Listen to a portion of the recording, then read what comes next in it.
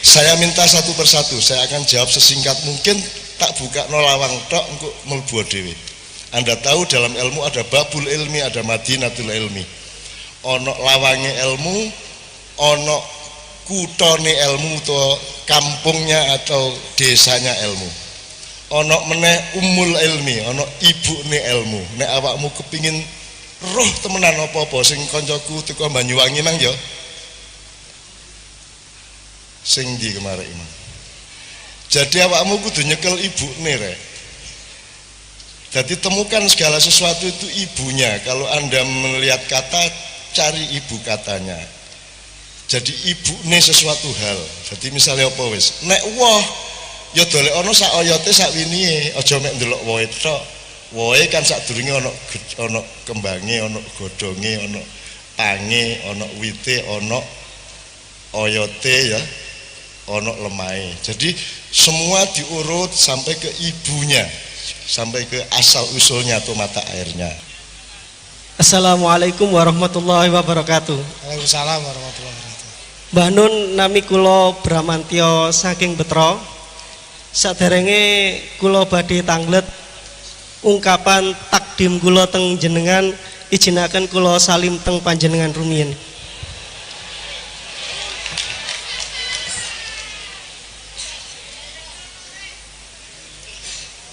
Iki temen iki ana modus baru. Salaman ngantri gak keluar, ini modus 2 orang lancar. Saya catat Mas. Saderenge ngapunten niki asline saking mbah kula pernah sanjang teng kula Mbah Nun. Berhubung jenengan pun kula anggap kaya mbah kula piyambak, mangkane kula badhe tanglet teng jenengan. Mbah kula nate sanjang wong urip iku le. Wong urip itu sejatine iku mati ing sakjroning urip. Lah temriku tiyang sepuh-sepuh ndingan niku merumuskan utawi memetakan pati niku wonten 3 pati Mbah Nun. Pati patoko, pati patitis, kali pati muksa. Mbok menawi Mbah Nun jelasaken 3 pati niki menawi kula saged ngreksa sejatining urip ing sakjroning urip niki wau. Top. Syukur-syukur nek Mbah Nun purun jelasaken nganti ing sak nglulung edane pisan nggih mboten napa-napa. Ngoten mawon. Kalih sanepan nggih mboten napa-napa. Matur suwun. Assalamualaikum warahmatullahi wabarakatuh. Jadi kematian itu di dalam ilmu titene wong Jawa itu ada bermacam-macam. Kita terima apa tidak, kita anggap logis apa tidak, tergantung kepada hujah dari pemikirannya. Kira-kira ada yang bertentangan dengan informasi kitab, firman, ayat atau tidak. Upamane ana wong sing biasa kayak sampean karo aku mati karo pokoke mari ngono ya apa ya karo ya itu mati biasa, mati sing pertama mau, sing kedua titis itu artinya terbimbing untuk peka terhadap saat-saat akan meninggalnya. Dalam bulan ini saya mengalami, Mbak Via itu mempunyai teman, ada suami istri naik mobil, suaminya nyetir, kemudian suaminya bilang sama istrinya, Bu, tolong bacain ayat kursi dong. Terus istrinya baca ayat kursi, belum sampai selesai ayat kursi dia sudah meninggal sambil nyetir itu. Nah, ada yang sebelumnya juga sudah lebih tahu. Ada bapak-bapak, ibu-ibu sampean yang sudah seakan-akan mengetahui itu. Dan memang Allah, saya kira bermacam-macam cara Allah memberitahukan kepada manusia. Sebenarnya gejala-gejalanya sudah selalu ada.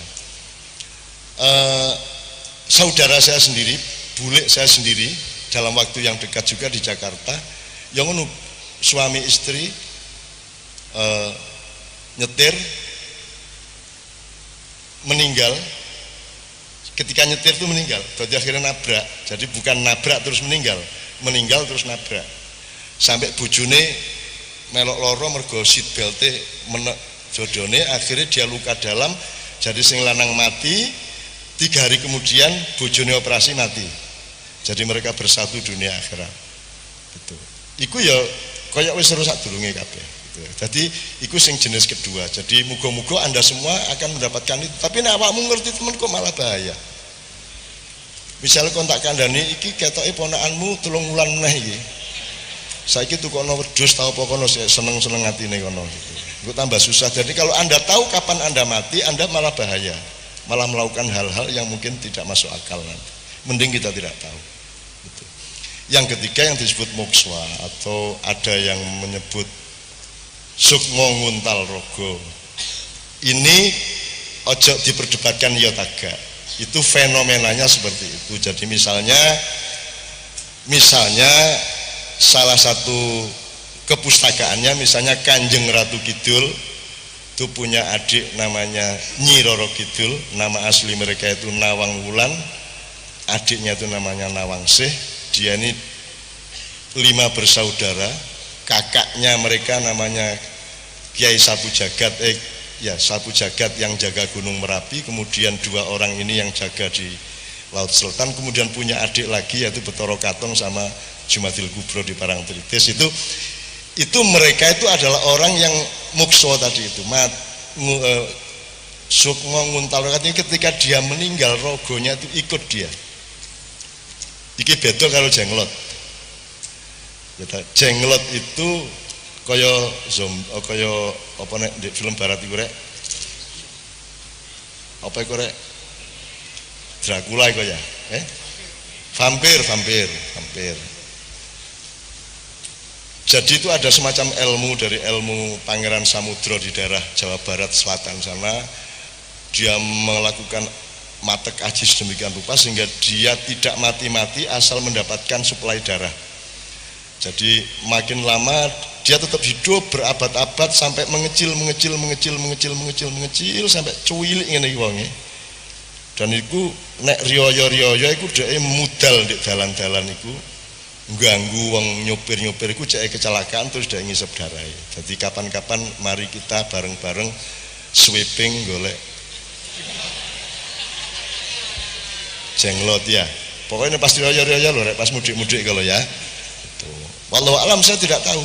Tapi polanya seperti itu yang dimaksud. Menurut saya Anda tidak perlu mempelajari ini secara kognitif intelektual. Untuk pengetahuan saja sing penting awakmu ku uripe apik. Wong awakmu urip apik engko dadine ya apa iki terserah Allah kok. Gak kok terus wong alim ngono iku terus engko terus jenazahe awet sampai berabad-abad ya gak mesti. Ono mek ngono tok matine wangi ya ono, ya toh. Saiki nek anjene ngono iku berlaku bener berarti di raudhah sana makomnya Rasulullah SAW berarti jek wutuh iku berarti. Ndane lak diincer dicolong lah ngono untuk di video kan gitu, di viral ngono ya. Jadi itu semua juga tidak ada rumusnya teman sekalian. Iku wis to aja adik metenteng ndek gunung nek prasaku sing penting uripmu bener, uripmu berakhlakul karimah, ya malu amalan solihan apik nang wong aja nglarani sapa-sapa, aja ngreputi sapa-sapa, nek gak iso melok menyelesaikan masalah, aja dadi masalah, aja nambahi masalah. Mek ngono tok ae. Ya toh? Assalamualaikum warahmatullahi wabarakatuh. Waalaikumsalam warahmatullahi wabarakatuh. Saya itu 7 tahun yang lalu ya suko. Nggih. Tahu dia ini cak nun ini. Kon niku babi. Ya. Itu kebanggaan loh. Aku ki wong paling kotor, babi ku sik bersih. Jadi aku mikirku ngene, apa maksudnya? Terus 3 tahun kemudian saya dipanggil kon Allah. Nah itu. Padahal aku tak delok kanan kiriku, nggak ada orang yang lebih jelek dari saya gitu. Jadi aku ki apa maksudnya? Loh aku wong welek dhewe ngono lho. Akhlakku yo elek gitu. Kelaku aku yo elek, maling mulai umur 9 tahun, tapi kacau kecekel ngono. Jadi di situ saya mengambil hikmah. Apa arti dari babi itu sesungguhnya? Padahal aku ngene, nek aku akhlakku tak toto, aku kedip gak kredit. Ndelok ya gak tombok. Ambekan ya gak kulaan. Krungu ya gak tuku. Ya, ngomong ya gak nyokok. Mlaku ya gak batu. Allah zikir gak kena dipikir. Semendelok ngene iki lho. Apa maksud Cak Nun waktu 7 tahun yang lalu ngomong saya kon babi. Begitu 5 tahun kon Allah. Ya, terima kasih Cak Nun. Aku ki kadang-kadang dilapurno aku ki tau ngomong ngene ngono aku jane lali lho. Wah, akeh ngono ku beribu-ribu aku ki lali. Ana sing ngipi, ana sing langsung ketemu aku, ana sing apa aku ya lali. Kadang-kadang aku gak wiritan aku dhewe lali. Moga aku dhewe gak tau nglakoni iku gitu loh. Allah saja yang mendatangkan saya ke dia, terus aku ngomong apa aku dhewe gak ero. Dan jadi aku gak kepengin ngaku-ngaku apa-apa lho rek aku rek. Aku gak ero lho rek. Aku urip gak ero apa-apa lho rek ya. Dadi ojo berharap apa-apa nang aku lho ya. Berharap nang Allah lho ya. Temen lho iki wa ila rabbika farghab. Temenan ojo berharap nang aku kecewa kon kok. Tapi kita mewasilahkan diri kita masing-masing membuat Allah cinta dan mengabulkan itu mungkin. Tetapi nek awakmu berharap mandek nang aku awakmu salah. Gitu loh. Makanya saya tidak pernah menjadi pemimpinmu. Bahwa aku kok anggap pemimpinmu dan juratimu itu urusanmu. Tapi aku dewe tidak akan pernah memasang diriku untuk menjadi apa-apamu kecuali paling pol mbahmu iku mang. Ngono ya rek ya. Aku mau GR dan aku juga mau menene aku khawatir dadi klenik, dadi musyrik, dadi gak karuan kok nggarakno generasi berikutnya kok sing gak. Sama dengan mazhab itu Gus. Mazhab itu ndak pernah ada imam yang bikin mazhab itu ndak ada. Ndak ada. Imam Hambali, Imam Hanafi, Imam Syafi'i itu ndak pernah berpikir untuk bikin kelompok yang namanya mazhab. Mereka itu cuma berijtihad, terus duwe murid akeh, muridnya nyatet. Terus mari ngono habis itu wong wis aras-arasen mikir akhirnya wis gaene gak Syafi'i, Hanafi, Hambali ngono tok lah pokoknya. Akhirnya mek niru-niru. Akhirnya jadi kelompok. Di antara mazhab itu kemudian ada yang NU, ada yang Muhammadiyah, ada yang LDI, ada MTA segala macam. Nah, kita bikin sesuatu yang baru yang sifatnya cair. Aku mau jadi kelompok. Nah, aku jadi kelompok, aku nyanyi NU, nyanyi Muhammadiyah lah apa aku. Aku kepingin NU ne luweh Islam, aku kepingin Muhammadiyah luweh Islam, bener lah gak aku? Aku kepingin awakmu sapa awakmu luweh Islam, luweh ide nang Gusti Allah, luweh enak uripmu, luweh akeh rezekimu ngono tok. Bahwa awakmu ana komitmen karo aku, terus jarine aku duwe anak buah akeh sak piturute, bapak-bapak tak diomongno wong-wong ngono iku. Sing penting aku karo awakmu lak bermesraan aja dan saling mewasilahkan satu sama lain kepada Allah Subhanahu wa taala. Nek iku tok. Aku tidak mau menambahi masalah karena dunia Islam ini bentrok terus karena banyaknya mazhab-mazhab. Dan itu karena tafsir. Padahal Allah tidak pernah menyuruh menafsirkan, yang Allah suruh adalah tadabbur. Makanya yang saya ajarkan kepada Anda, yang saya sarankan kepada Anda adalah tadabbur. Tadabbur itu gak kudu pinter temen kon Qur'ane, tapi masih mek titik tapi metune dadi awakmu luwih apik, dadi luwih khusyuk salatmu, dadi luwih cedhak karo Gusti Allah. Mek iku tok. Kalau tafsir harus pinter, harus perfect, harus ahli ini ahli ini. Tapi nek tadabbur gak, masih kon mek iso mek njemok-njemok Quran tok. Mek halu-halu tok ibaratnya. Asal awakmu dadi luwih apik, that's the point. Ngono ya. Langsung teng pokok niki berhubung temae masalah bersih desa nggih. Pada salat Id yang kemarin sempat ada khutbah di desa saya. Saya namanya Sutaji dari Sekarjo Prigen Pasuruan. Soal bersih desa itu saya yang khutbah itu bilang katanya bid'ah. Semakin banyak yang kita mengamalkan untuk desa, katanya semakin besar dosa yang kita perbuat. Mohon penjelasan dari Cak Nun. Assalamualaikum warahmatullahi wabarakatuh. Bersih desa, ya jangan ketahuan dia kalau kita nyumbang. Karena dia pelit. Gak apa-apa. Jadi bersih desa kok dosa piye karep. Jadi itu salah satu jenis Islam puber ya. Islam remaja, Islam kait kenal wingi sore ya toh ngene didik dosa ana menyan diobong dosa. Nek cek gak dosa ya dilebokno cangkeme. Gitu kan.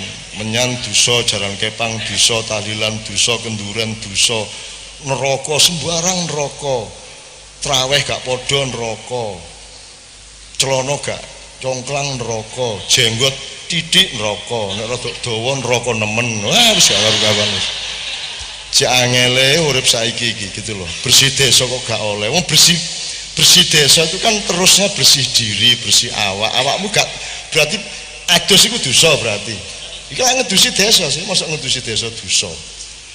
Ngono kan kok bingung iki lho. Lah kon gak duwe pertimbangan ta gak? Yo karo ngomong kon niku utek ta dengkul karo ngono. Ngono kok bingung, ngono kok keganggu. Kan Anda boleh pakai akal sehat Anda sendiri. Kan apa yang jadi masalah? Apa ada ayat yang melarang bersih desa? Tidak ada toh. Larangan tidak ada, perintah tidak ada. Berarti ibadah muamalah. Kalau ibadah muamalah asal tidak ada larangannya tidak apa-apa. Upamanya awakmu teko kene kate balik nang Sidoarjo merangkang. Gak ono perintahe, gak ono larangane, berarti oleh berangkango. Cuman gendeng jenenge. Masuk teko kene kate berangkang nang Sidoarjo gitu ya. Jadi pakai hitungan dong, kan ngerti ibadah mahdoh apa, muamalah apa, terus akliyahnya apa, nakliyahnya nggak ada kok. Gitu. Juga kita Al-Fatihah untuk semua yang sakit, anak-anak atau saudara, bapak, ibu, nenek, kakek, tetangga atau siapapun semuanya, baik yang sakit mudah-mudahan Allah memulihkannya, baik yang mengalami kekurangan Allah memberinya rezeki, kalau masih agak gelap-gelap oleh Allah diberi cahaya, kalau masih terpecah-pecah Allah mempersatukan kembali, yang terserak-serak dihimpun kembali oleh Allah Subhanahu wa taala. Termasuk bersih desa ini mudah-mudahan betul-betul akan memperbaiki kondisi desa Pabean ini menjadi lebih memenuhi apa yang sebenarnya diimpikan oleh Pak Lurah. Amin ya rabbal alamin. Al-Fatihah. A'udzubillahi minasyaitonirrajim. Bismillahirrahmanirrahim. Shiratal ladzina an'amta 'alaihim ghairil maghdubi